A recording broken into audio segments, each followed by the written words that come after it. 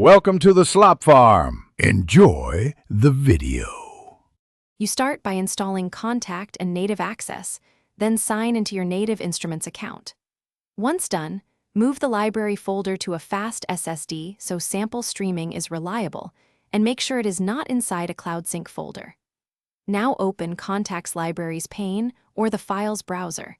If your library uses the Library panel, use Add Library or point Kontakt to your custom path in the Files view. This creates the first link, so Kontakt can locate samples and instruments. After Kontakt knows where the library lives, load your instrument by dragging the NKI into a new rack slot or selecting a preset. Then route audio. Assign dedicated outputs and map MIDI channels so each instrument can be mixed independently. Once loaded, optimize performance by setting voice limits, adjusting preload buffer sizes, and using purge to unload unused samples. This reduces RAM and CPU.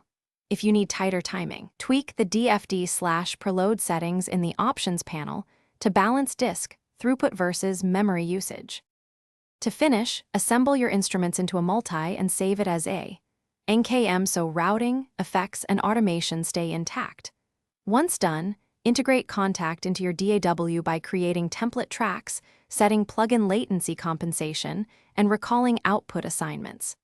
Export stems or freeze tracks as needed to lighten CPU for final mixes. If something goes wrong, check library activation in Native Access and relink missing samples using Kontakt's file browser.